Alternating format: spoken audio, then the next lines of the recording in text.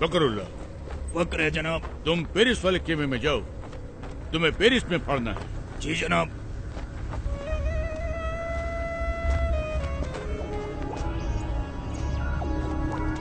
फकरुल्लाह। फकर है जनाब। तुम अमेरिका वाले खेमे में जाओ, तुमको अमेरिका में फाड़ना है। जनाब। फखरुल्लाह। फखर है जनाब। वो तो हमको भी है तुम पर। तुम हमारे साथ आओ, तुमको हिंदुस्तान में फाड़ना है। मुझे हिंदुस्तान में शहीद नहीं होना जनाब।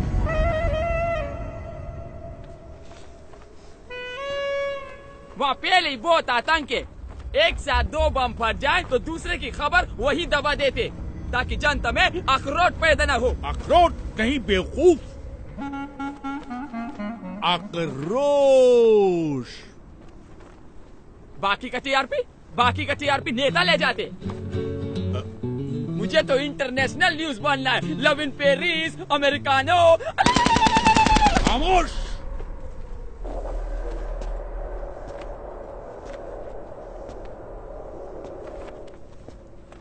बदअक्ल, बदशक्ल, बेवकूफ, नामाकूल, गुस्ताख। इसके लिए तुझे अंग्रेजी सीखनी चाहिए थी, काफिर की औलाद। अब तुम 2 ही जगह पढ़ सकता है, या पाकिस्तान या हिंदुस्तान। हिंदुस्तान जनाब। अल्लाह, सुभान अल्लाह, बरकतुल्लाह, इंकामुल हक, अल्लाह, ओस्मा बिन लादेन, अल्लाह। आओ मेरे साथ।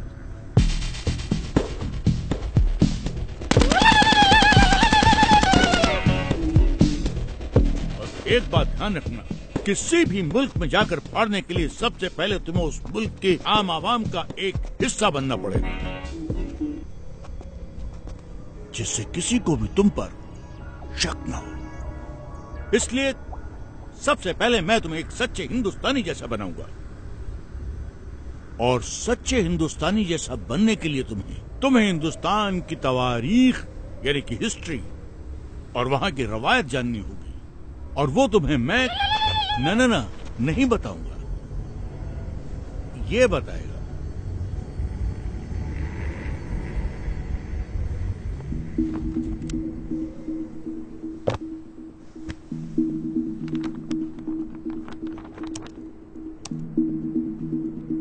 Made a tryst with destiny, and now the time comes when we shall redeem our pledge. Among those Indians who are now abroad, I expect that Indians living in Axis countries or in कोई बड़ी बात नहीं है बिस्मिल साहब। बड़ी बात तो ये है कि जिस्म से टपका हुआ एक बूंद खून आने वाली नस्ल के सारे खून में उबाला ला सकता है या नहीं। बहकेंगे तेरी फिजा में हम बन के हवा का झोंका, किस्मत वालों को मिलता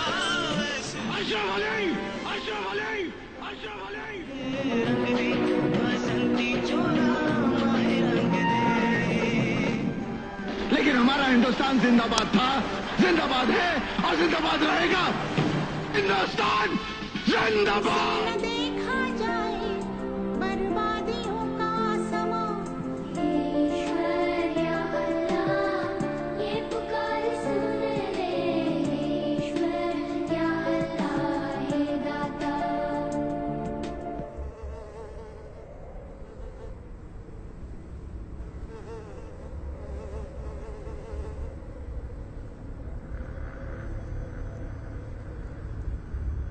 सुभान अल्लाह, अब तो एकदम हिंदुस्तानी जैसा लगता है।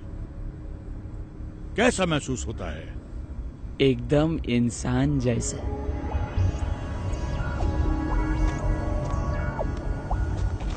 अब तू फाड़ने के लिए एकदम तैयार है।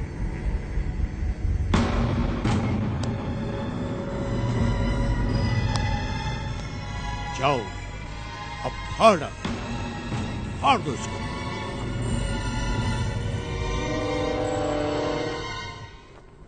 अगस्त 1947 सैकड़ों स्वतंत्रता सेनानी, जिसमें मुसलमान, हिंदू, सिख, ईसाई चारों कौम की शहादत के बाद भारत को आजादी मिली। एक ही तिरंगे के नीचे खड़ा होकर हम सब ने मिलकर भारत का संविधान बनाया, जिसमें जितना अधिकार एक हिंदू को दिया, उतना ही अधिकार एक मुसलमान को, और उतना ही एक सिख और उतना ही एक ईसाई को दिया। एक ऐसा देश जो हर मजहब को जानता हो, पहचानता हो, अपना मानता हो। ऐसा देश जहाँ पर हिंदू के मंदिर की घंटियों के साथ अजान मिलकर पूरे हिंदुस्तान को एकता का पाठ पढ़ाती हो। ऐसे देश में कोई कैसे बम फाड़ सकता है?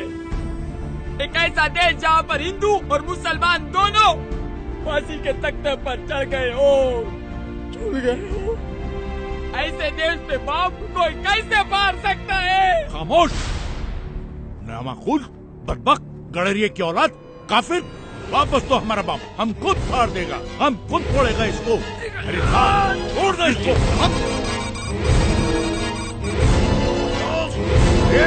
छोड़ सकते हो नहीं।